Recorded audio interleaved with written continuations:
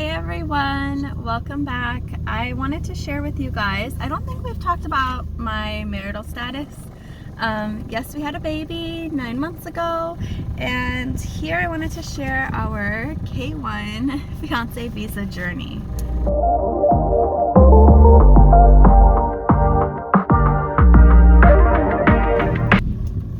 So as I was saying, we've got our 94-page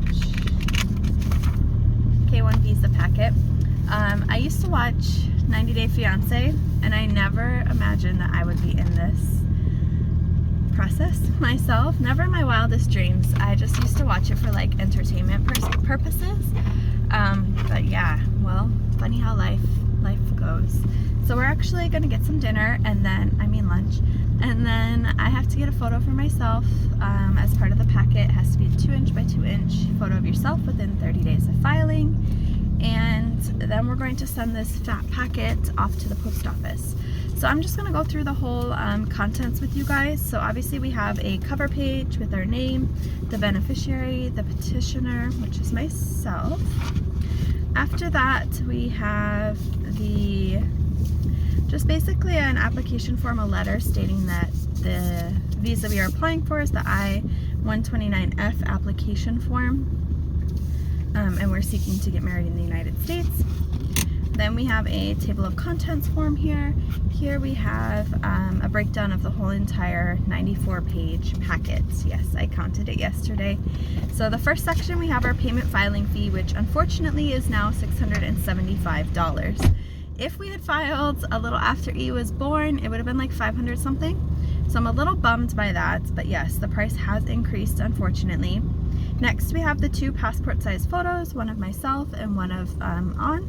After that, we have a G1145E notification application form. That form is basically stating that the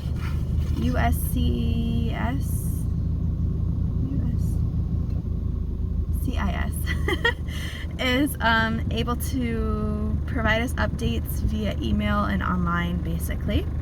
After that, we have the I-129F petition form, along with the extended Part 8 additional information. After that, we have proof of meeting, proof of relationship. The petitioner, myself, I have my U.S. citizenship proof, which I just have my passport. I tried to get my mom to send me my birth certificate, but nobody can find my safe back home in Florida, so we're just gonna hope the passport is enough identification to prove that I'm a citizen, which I think it should, because little E got her U.S. passport, her certified birth abroad report, so obviously I'm a U.S. citizen in order for her to get those things. And then next we have the beneficiary. We have my partner's passport and his ID card, which we literally just paid someone to make a copy of down the road. And then the last things are letter of intent to marry, one written by myself and one written by him. And then the final thing is our daughter's American and Thai passport, her Thai birth certificate, her translated birth certificate in English, and the CRBA. So that's a pretty extensive table of contents. The filing fee, like I told you, it's basically just a simple, because we're not doing a check, because I don't know how to do checks in Thailand and I don't have checks back home. So we're just going to do the authorization for credit card transactions, which I have my credit card information on this paper, and we're going to basically mail it in, and they're going to take the payment via my credit card. After that, like I said, the passport photos, which we're on the way to get mine done. The G1145 form is the e-notification application petition's acceptance. So this form is to request electronic notification that the U.S. Citizenship and Immigration Services accepts your immigration application. So I guess it's just an acceptance. The I-129F petition form is pretty lengthy. It's about 12 pages. I was putting it off for quite a while, unfortunately. I wish we had filed this before E was born or after E was born, and then I was ready to do it after my birthday in November, and then we didn't do it, and now it's December, and unfortunately I have to fly home. So a lot of things happening in our lives lately. But the petition for alien fiance, it's pretty straightforward application. The hardest part is finding like all of your proof of, or like your past employment history for the past 5 years for myself. as well as for him, which was difficult because of COVID, and there's not really like distinct addresses sometimes for places where you work. And then we also had to do our physical address for both of us for the past 5 years. I think it will help that we both have lived together for about a year now, and we obviously have our daughter.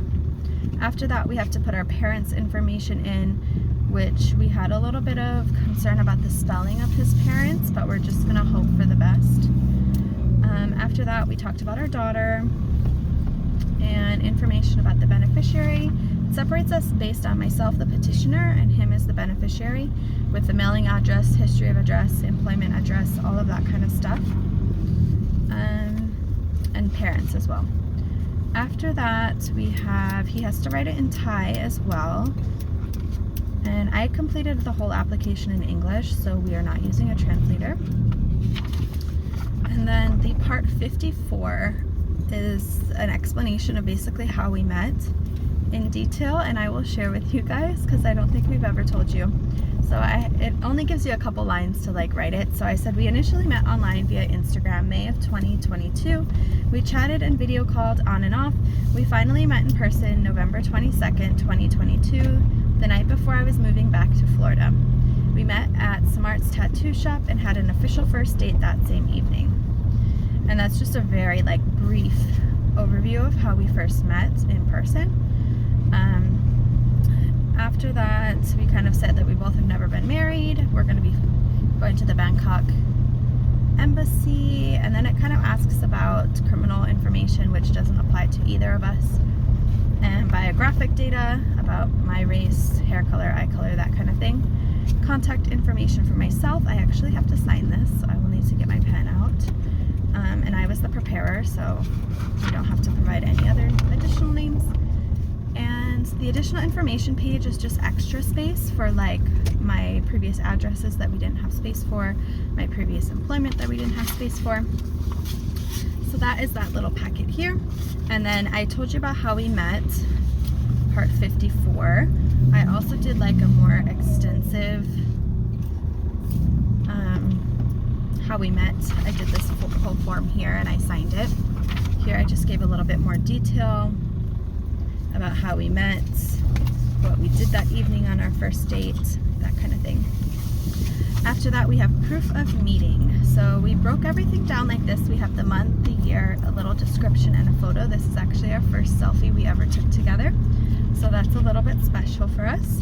After that, I have another table of contents form here, which is the proof of relationship between us.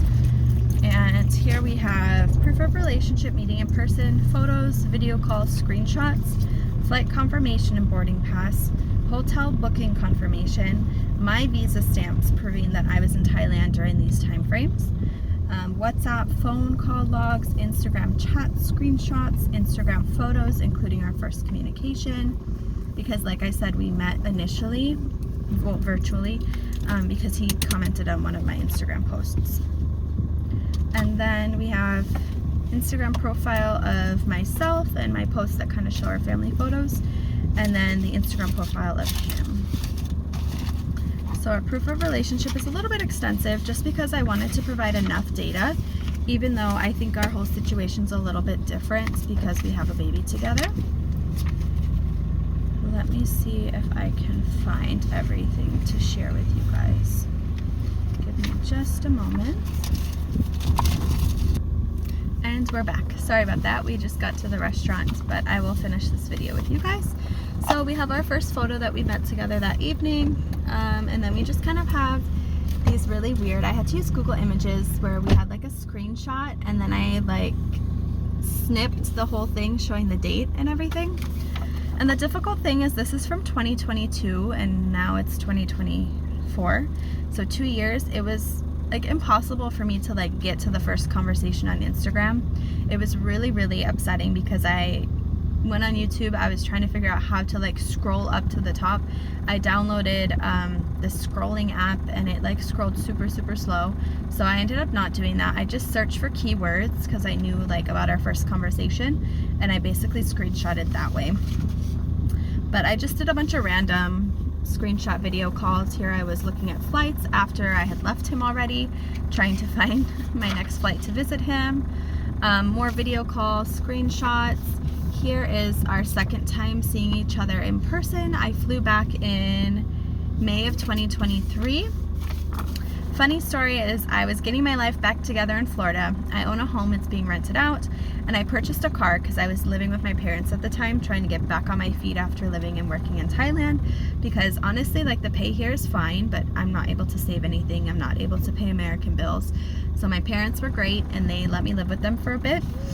So I moved in basically January. What's wrong, honey? You want your toy? There you go. Okay. So, what was I saying? So I basically lived with my family from January to May. I booked the flight, but I was nervous about going back to Thailand to meet a guy. My parents knew about it. And so I purchased a car for about $6,000. And I have since then had to sell my car recently because we've had my tenants who unexpectedly moved out, didn't pay the rent, didn't pay the mortgage, so we needed some fast cash. So unfortunately I no longer have that car, but I basically bought the car to prove to my parents that I was like saving, I was making the necessary steps to settle myself back in Florida. But funny thing, this trip, I'll tell you in a bit. So we have us working out together, us on the boat going to his tattoo shop, sipping on a coconut together. And I was getting like really emotional putting this like packet together because it just kind of shows our whole story, our whole history together. We have us here. We were looking, the tide goes down and we were looking at like crabs and different corals. This photo is really special for us. We've redone that when I was pregnant, and I think we redid it with E if I'm not mistaken. But that photo there, I was having some telltale symptoms of pregnancy. I had no appetite, did not want to eat, no energy. I was working out before. And then, lo and behold, he didn't want me to test here when I was on vacation. I was like, let's just go to 7-Eleven. My flight's tomorrow. I need to know. He's like, no, everything's fine.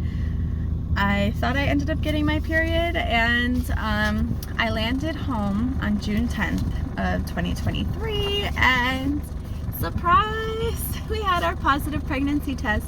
We were so excited because he kept like rubbing my belly and saying that we were gonna have our baby and everything, and we both have talked about it. We want children.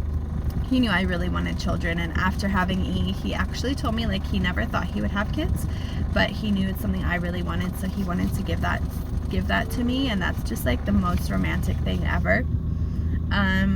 And then we just kind of have some screenshots of our conversations.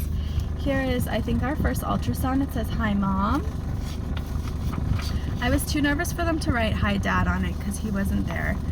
And that's a whole other story if you guys want to hear about it. The clinic I went to. Here, little E is growing a little bit bigger. That was in August. And then August 27th, I flew back to Thailand to start our life together. We found a hotel to stay at. I had a job lined up and everything because I needed to work in order to stay here for a visa. And we didn't want to marry here because we had done a lot of research and the CR1 seemed to take longer. But obviously we could have married back in August of 2023 and we probably would have been in the US already. But whatever, this is the path we're taking, and we're taking it for a reason. This is September. We did our little gender reveal. I was so excited. We were having a girl. It was funny because we did the popping, and he was like, "What color was it?" I'm like, "Didn't you see? It was pink."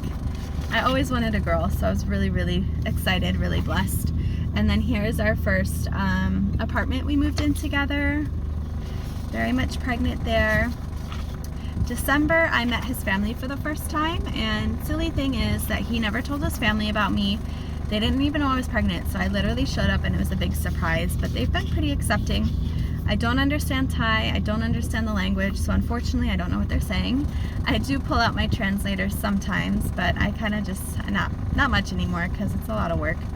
And then January, here's that same photo spot I showed you guys. Here we are, super pregnant. And almost through all of this. February 2024, little E was born. After that we left the hospital. And then we got her CRBA from Bangkok, where we applied for it. After, in July, I flew home with E for her to meet my family. That was difficult, not taking on with us. And then in October, we visited his family again. And finally, we have our little engagement ring that he purchased for me, and I have here outside of his family home. And the funny story is, he didn't really want here he is. He didn't really want to give me a ring because he wanted it to be real gold, and I told him it wasn't that big of a deal. I just wanted something. So he picked it out that day. And it's beautiful. It's a little simple for now. And then the coolest part is this right here. All these different colors. Sorry about my nails. He's laughing. So yeah, I was like, I just want a reminder that like we're doing this, you know. Okay, and then after the photos we have flight confirmation and boarding passes. I won't show you that. So I basically just snipped boarding passes, that kind of thing.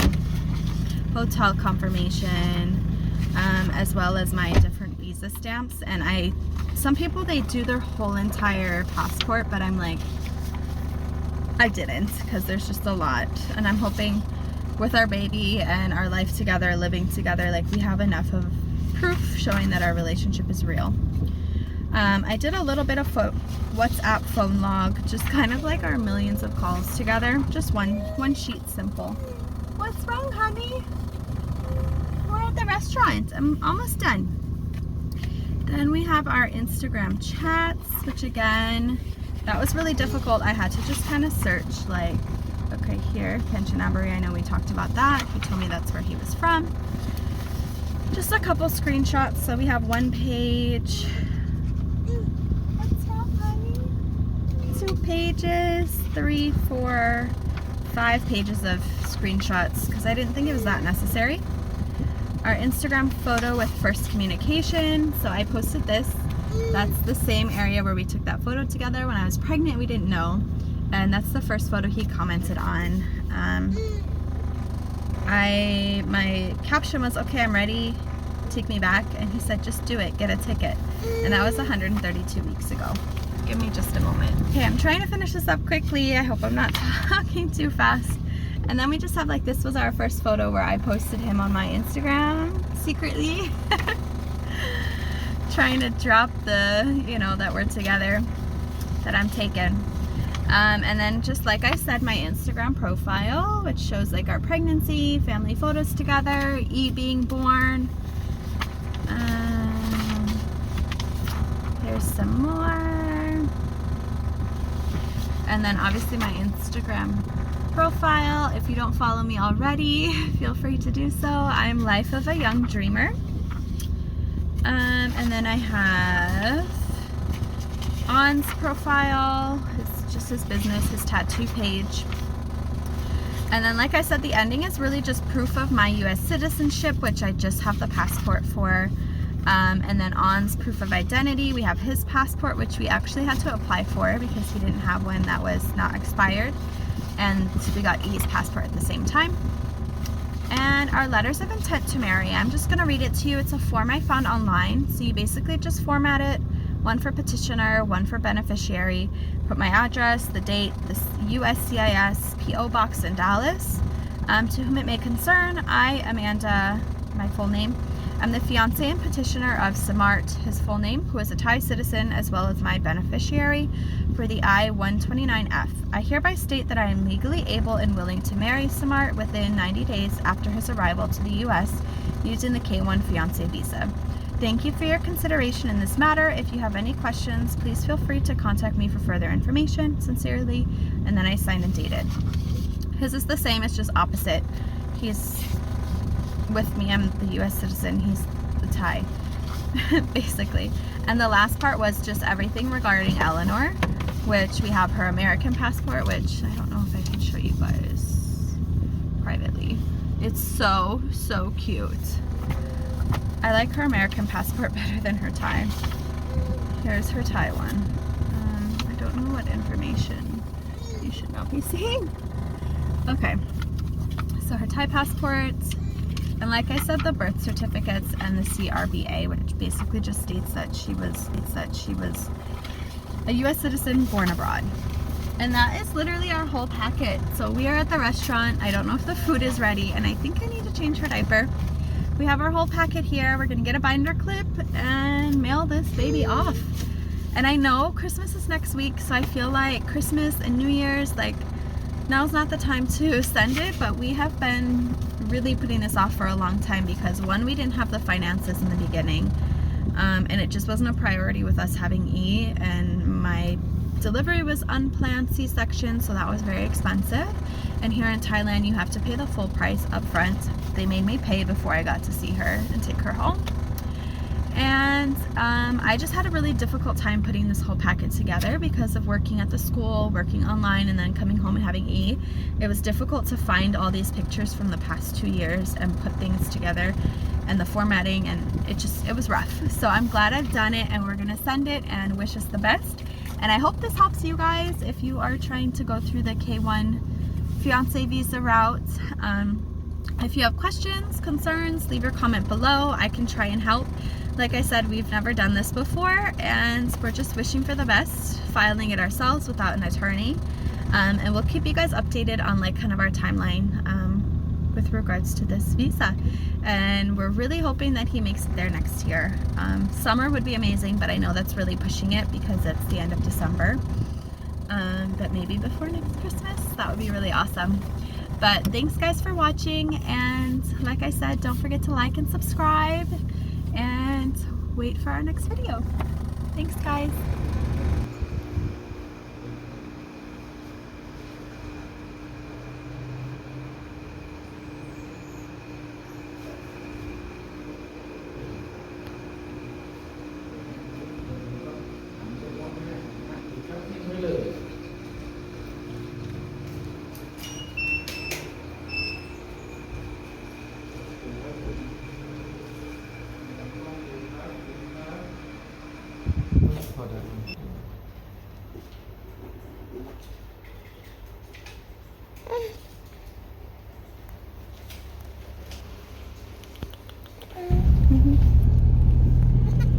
Where's Eleanor?